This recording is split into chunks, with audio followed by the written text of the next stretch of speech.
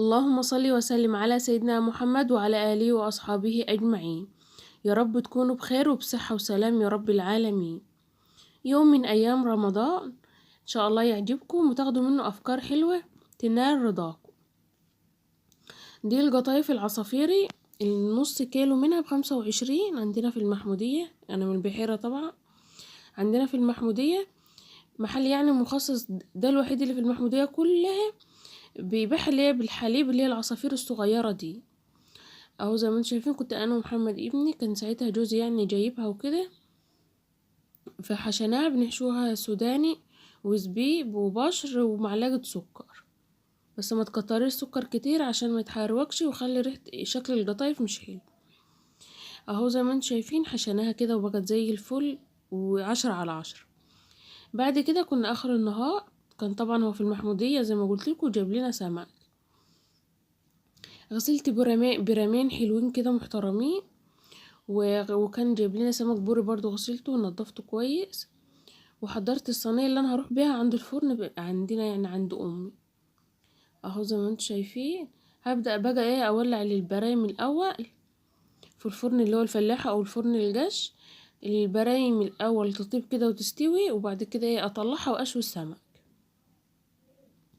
اهو زي ما انتم شايفين، يوم من ايام رمضان عادي والله. طب بيحصل تفاصيل كتير، بس الموضوع اللي عندي دي اللي مقصر شوية من ان انا اصور وكده، بس ان شاء الله باذن الله هعوضكم ايه الايام الجايه، هحاول اعوضكم الايام الجايه، بس بالله عليكم ما تزعلوا مني.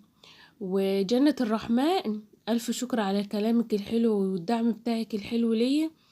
ربنا يخليك لي يا رب، بالرغم ان انت منتش عارفاني ولا انا عارفاكي، بس انت ايه حبتيني، ومحبتك ليا دي خلتني وحياة ربنا احبك. يعني اقول لك ايه، برغم ان ما شفتكيش والله العظيم بدعيلك ان ربنا يسعدك دايما زي انت ما بتسعديني بكلامك الحلو ودعمك الحلو دايما لي. زي ما انتم شايفين كده، كده البرامين كانت البرايم استوت، بس لسه هرجع احطها تاني في الفرن. يعني استوت يعني نشفت، وبعد كده هرجع احطها في الفرن تاني تتحمر كده وتبقى حلو.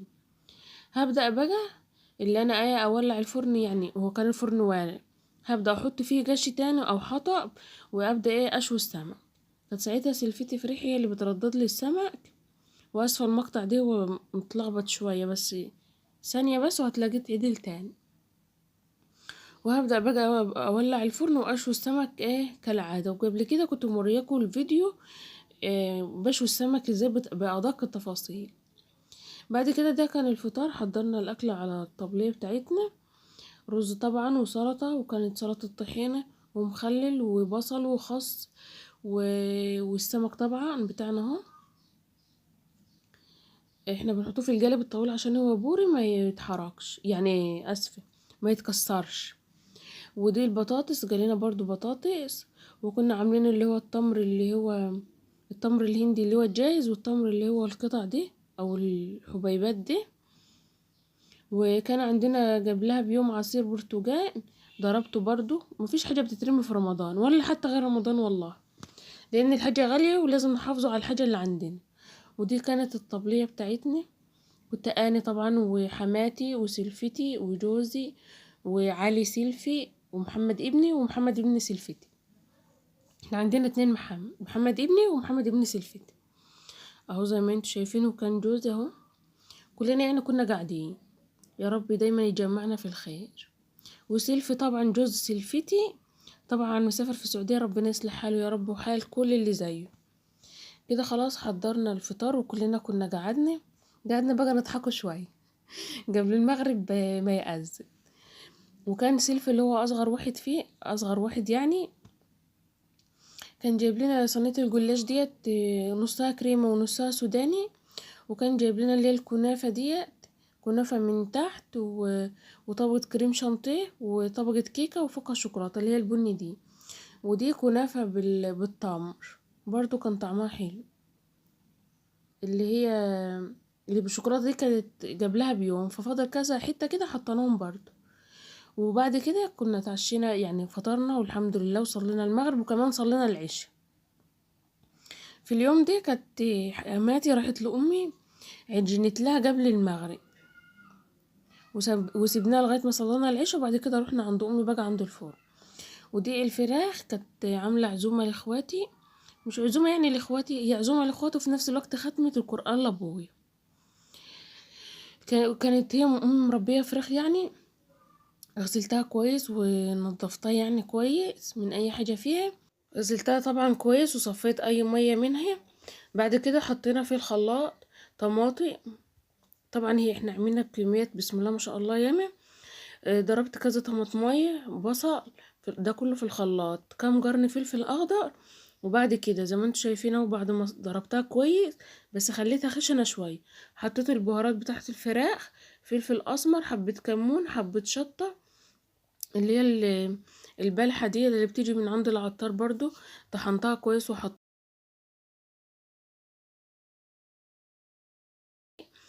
حطيت حبهان، حطيت كام فص مستكة كده. وزي ما انتوا شايفين قلبتها كويس مع الخلطة اللي انا ضربتها في الخلاط، اللي هي الطماطم والبصل والفلفل الاخضر وكام فص توم، قلبتهم كويس على بعض. وطبعا قلبتها وبعد كده حطيتها على الفراخ بالشكل اللي انتوا شايفينه ده. بس طبعا زي ما قلت لكم، لان كنا عاملين بكمية كتير، لان كنا حوالي 30 فرد كان فاطر في اليوم ده، اللي هما بيعملوا ختمة القرآن لابويا الشيوخ يعني.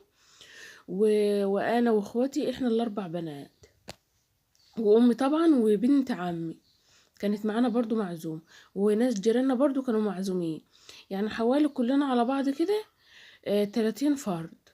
بعد كده قلبتها كويس بالخلطة زي ما انتوا شايفين كده، وهسيبها لتاني يوم تبات في التلاجة اهو زي ما انتوا شايفين تحت الجلد برضو. يعني بصوا ظبطتها وحطيت طبعا ملح عشان ما ننسوش الملح. وطبعا احنا كنا بالليل دقنا برضو ايه الحدق بتاعها، كان ان كان حلو ولا يعني كان عادب او حادق. بس برضو في نفس الوقت ما حدقناهاش كتير عشان احنا صايمين والناس ما تشربش ميه كتير وكده. بعد كده كنا مقطعين برضو بطاطس، لازم نحط بطاطس تحتيه. البطاطس بصراحة بتخلي يعني الفراخ بتخلي البطاطس طعمها حلو خالص. اسفة ان التصوير متلخبط شوية بس هيتظبط دلوقتي.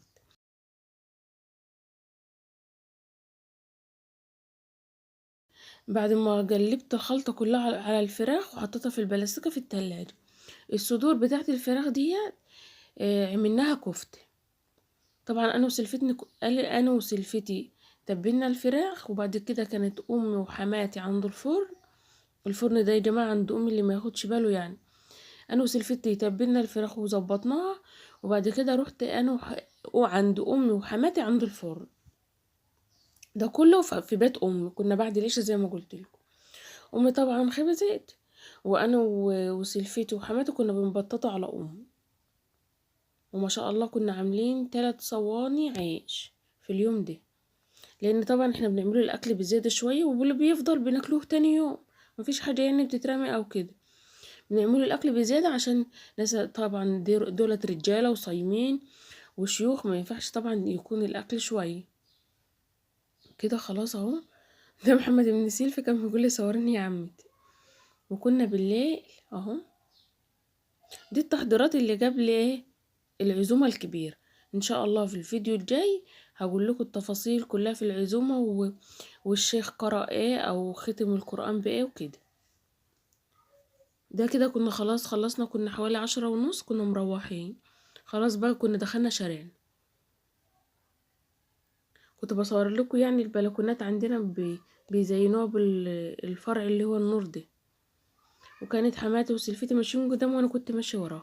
دي بقى البرندة بتاعتنا، النور الاحمر دي البرندة بتاعتنا. يا رب اكون ضيفة خفيفة عليكم وما اكونش رغيت كتير وتكونوا فهمتوني. يلا سلام.